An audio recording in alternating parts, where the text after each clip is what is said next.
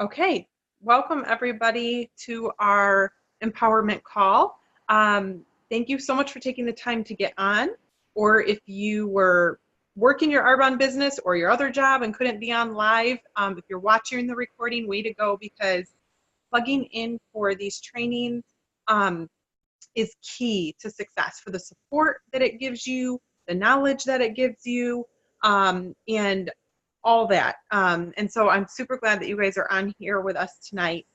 And each month we have been going through a different book that has been inspiring our trainings. This month, we're in 3 Feet from Gold is the book. If you haven't read it, don't worry, you're still gonna be able to follow along with the training just fine. And tonight I am super excited to get to hear from someone I love hearing and learning from, and that is Dana Sharp. Dana, if you want to go ahead and unmute yourself, she is up in Rochester. And Dana, I am excited to get to hear you because I have loved watching you grow in your confidence and your knowledge of sharing Arbonne. And I'm going to go ahead and just turn it over to you so that you can feed into us tonight and we can learn and grow. So thank you for preparing and taking the time to share with us tonight. Well, thank you for having me. When Danielle put a message out and said, hey, does anybody want to train on 3 Feet from Gold? I said, oh, me. I love this book. This has been one of my favorite books that we've done a study on. So I'm really excited. So thank you for giving me the opportunity. And yes, I'm up here in Rochester and it's snowing. So that's really always exciting. So the quote that I loved most from that book was do common things in a common way to get uncommon results. So I kind of tailored what I'm going to say sort of around that. And I guess the title of this would be having faith in the common things. So I don't talk about this a lot, but I have completed 2 Ironman triathlons. If you don't know what an Ironman is, it is 140.6 miles. We always got to get the 0.6 in. It is 2.4 miles of swimming. It's 112 miles of biking, and then it's a full marathon, 26.2 miles of running, all in one day. And there's a 17-hour cutoff. So you have to finish within 17 hours. So I've done 2. My first one was awesome. It was smooth sailing. There was no doubt in my mind that I would finish. I trained with 2 amazing girls. We were super close. I had a great time. The second time, not so much. It hurt. My nutrition was off. I did not want to pedal up another hill. And all I could think about was my then 2-year-old that I just wanted to be with. And I kept thinking to myself, why did I do this? Why did I think I could do this? You can't do this. So I was consumed with what the author called that self-absorbed chatter. So between mile 70 and 80, I hit what they call the wall, where you have nothing left.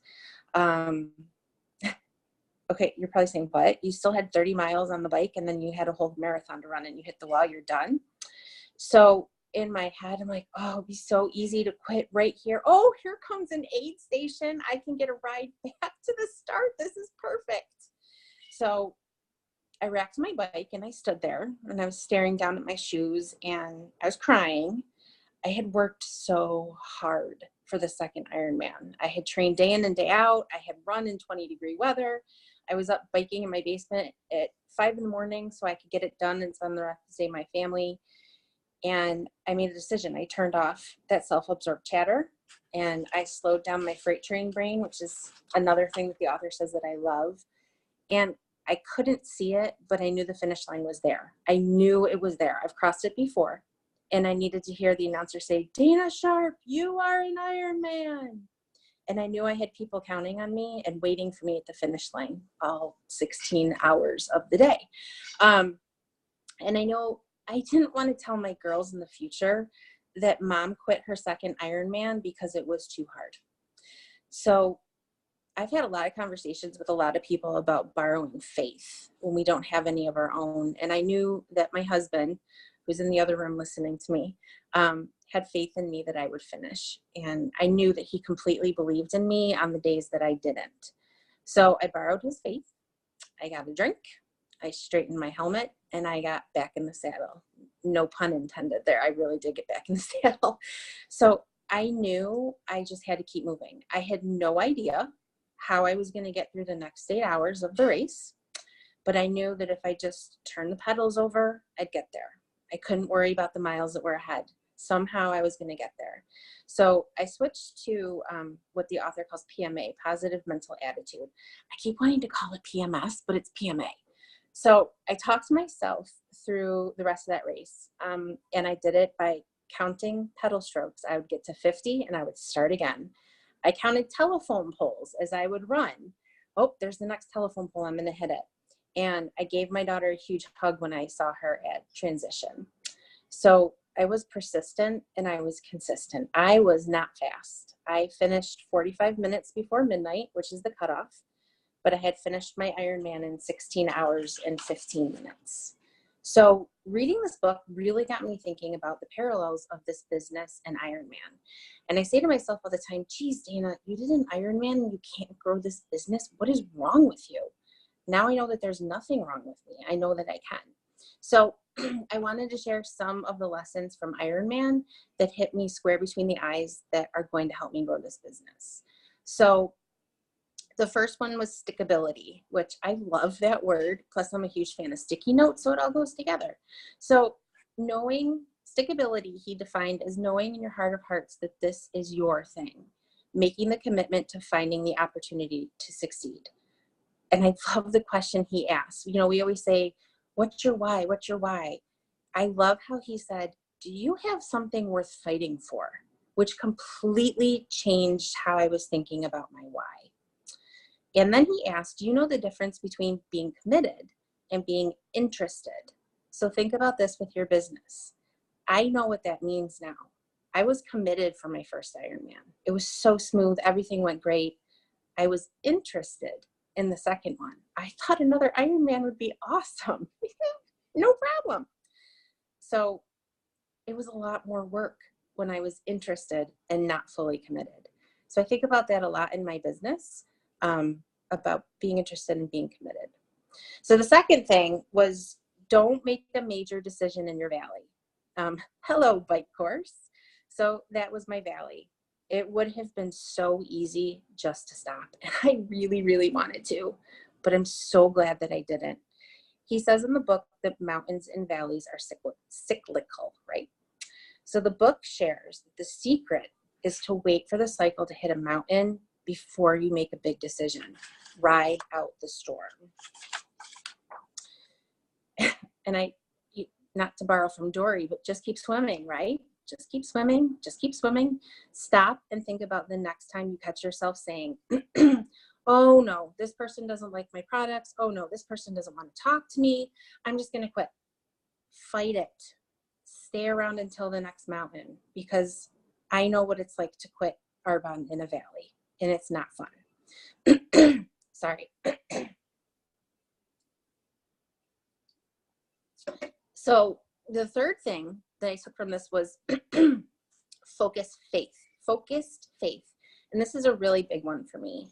And this again is what I wrote down so many quotes from this book. I loved this book. Faith is everything. Once you've tapped into faith, you'll find the strength to make all things possible. So he goes on to say, focusing your mind on one clear mission at a time, trusting that it's going to work. And as humans, that is so hard. It's so hard to wrap your arms around something that you cannot see, that's not tangible. And it's hard because you just want to get to the end as fast as possible. But the author encourages us to keep pushing. Your break is right around the corner. Seriously, dude, how far is my corner? Because I can't see it. So in Ironman, it was every telephone pole. That was my corner. I knew that if I got to the next telephone pole, I could make it to the next one. And I found it very inspiring that in the book, he talked to someone who said it took them 22 years to get a break. They were an overnight success in 22 years. So I was like, oh, good, I can do it then. I'll get to RVP in 22 years. So, oh my goodness. Like I said before, seriously, where's my corner? And a big part of this is learning to be patient and trusting that it's right around the corner. There's going to be a corner. I can't see it, but it's coming. And sometimes we have a really difficult time accepting that things are going to work out, but maybe not exactly as I want them to, or in my time frame. And that's a huge thing that I'm learning right now. And again, like I said, you have to believe it before you can see it, which I all used to think was a bunch of hogwash. But seriously, that Ironman finish line, I knew it was there. I just had to keep believing and keep trusting that it was there. I love this one with faith, replacing your wishbone with a backbone. And this has become really evident to me in the past couple months of daily reach out. Like, okay, I'm not just wishing that my business grows anymore. And I'm not sitting on the couch with my husband going, oh, I wish my Arbonne business would grow. I have backbone now, and that feels pretty good. The impact in Albany, one of the new VPs, I don't remember her name, and I wish I did. She shared that it took her a long time to get to MVP. And that made a huge impression on me, because we get stars in our eyes when we hear about, the person that went RVP in like 2 weeks, but it's that focused faith. So focused faith. So the fourth thing was stop planning. Wait, what the what? Type A teacher here. You want me to stop planning? Doesn't work like that. So the thing that kept popping into my head was analysis paralysis, because I am really good at that. Oh, I can't post on social media yet because I haven't researched it. I don't know what to post. I don't know the right words. I don't know the picture to use. I need to research it. I'm going to wait a couple weeks. That's me. So the author reminds us that once we set our sights on where we're going, we just have to move in that direction. Have faith that you'll get there. The how is going to work itself out. So when I stepped on that bike course, I knew I just had to move. I knew I just had to get back in the saddle and turn the pedals over. I knew I would get there. I would deal with the miles as they came along. Just move, Dana. Just get on your bike. So I think about this in our business too. Our upline has set an amazingly simple process for us. We don't need to worry about the how. They've already set that for us. We just need to move. Again, do common things in a common way to get uncommon results. So people say to me all the time, oh my goodness, I could never do an Ironman. I can't believe you did that. And I always respond with, well, yeah, you can. And I never really understood that until I read this book. And it was like, time out. It's doing common things in a common way to get uncommon results. Persistence and consistency. I did things in a common way. I followed a set plan of workouts. I consistently did them every day. That's what gets you to the finish of an Ironman, not being super fit or whatever. Well, being super fit really helps, but anyway.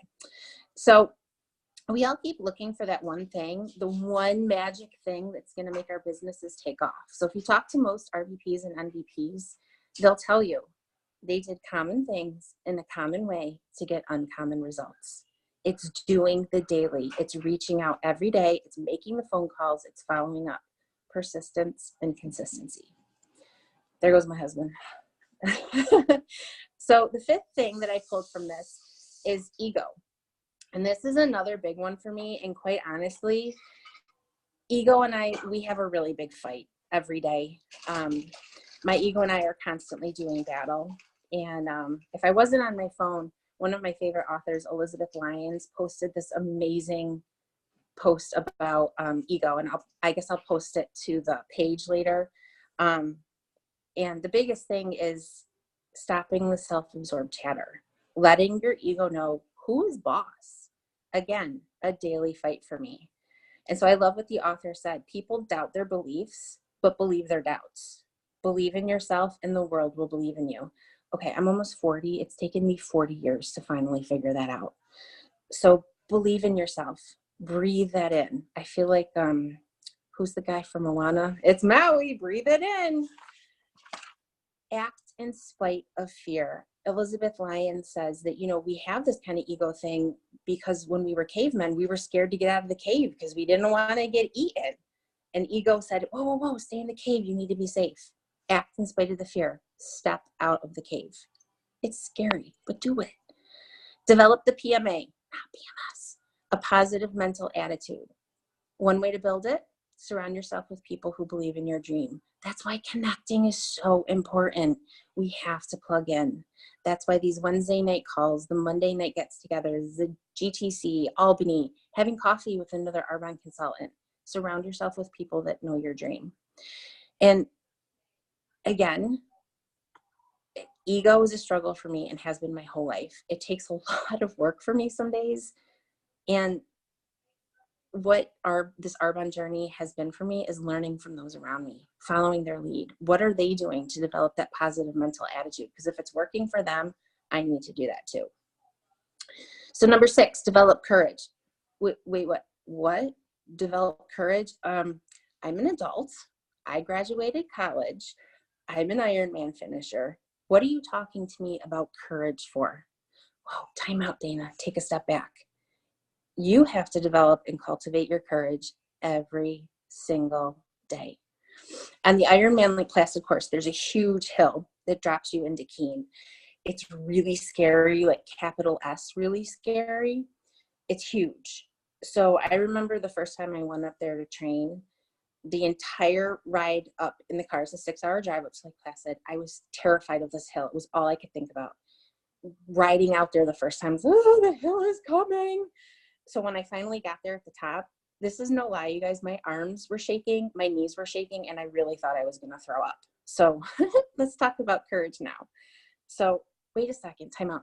Doesn't that sound like what happens to us sometimes when we want to talk to somebody about Arbonne? Our knees shake and our arms shake and we sweat and we feel like we're going to throw up. So anyway, he talks in the book about you have a dream, there's struggle, but you have to go through the struggle to get to the victory. So most people will give up in the struggle phase. I've done that. And what would happen if I was on that hill and I turned around and I went back to the hotel? What would happen if you abandoned your business at the first no, at the first rejection, the first disappointment? Oh, wait, I did that. It's really not fun. I wouldn't recommend it. So he talks about two types of courage. To get started, it's a leap of faith. And I kind of think of that as like the fun courage, because there's a lot of people surrounding you. There's a lot of people saying, yes, you can do this. And they're pumping you up and you feel courage. And then you have to develop the courage to endure. And that's something that takes practice and experience to really build up that courage muscle. I just started reading this book, Reach. I just grabbed it off the library shelf because I thought it looked good. And it's about getting out of your comfort zone and working through that fear. So my question to you guys is, how are you building your courage muscle? How are you working it out? He also talks about courage to change, changing your mindset, staying away from self-pity, stop playing the victim, and catch yourself when you head down that road. Again, this is something I have to work on daily. I caught myself in the car this morning, like, time out, you're fine, you're okay. Positive mental attitude. There's gold 3 feet from where you stand. And if you can dream it, it's already there. It's a reality that's waiting for you. So that's something that sticks in my mind a lot, that I heard a training, I think from an RVP or an MVP. And she was telling about her story when she finally became an MVP, and she was talking to the group in front of her. She's like, I knew you guys were out there. I just had to find you. So I know somewhere that there's a team out there waiting for me. They're already there. I just need to keep digging, keep digging to find them. So what can you change to make it a reality? So number 7, attitude is everything. Again, another quote, do not expect trouble as it has a tendency not to disappoint. So something else that hit me right between the eyes is that your day and your attitude are determined the first 5 minutes that you wake up. Whoa, there's something to think about. So what's the first thing that pops into your head when the alarm goes off? Oh, I don't want to get up. It's so cold out. It's snowing. I don't want to get up. So since I've been reading this book, this is something that I've been challenging myself with since I read this, because that's what I would do. I'm like, time out. If that's going to temper my whole day, we need to totally switch this around. So now when I wake up, I do hit my alarm once, but then the second time it goes off, I kind of say, okay, we're going to have a good day today. And then you get up and get going.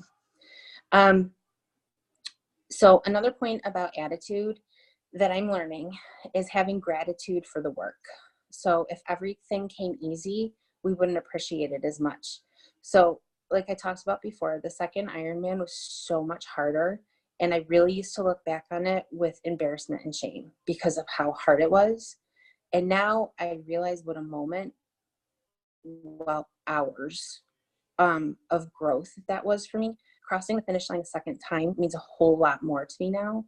I knew how deep I had to dig to get there. So this made me think. I was in that self-pity mode for a long time. Woe is me. No one wants to listen to me. No one wants to be on my team. No one wants to buy from me.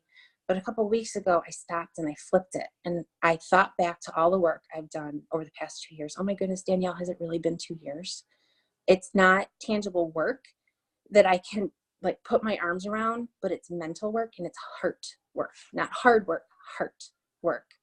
And I know that when I have those keys in my hand, I'm going to savor the journey that I'm on right now. The experiences that I've had, the friendships I'm making and I'm going to make, and the growth that I'm making to get there. There's a lot to be said for that. Even though I don't have a tangible team to put my arms around, I have these experiences that are going to get me there. So that's going to be a finish line worth crossing.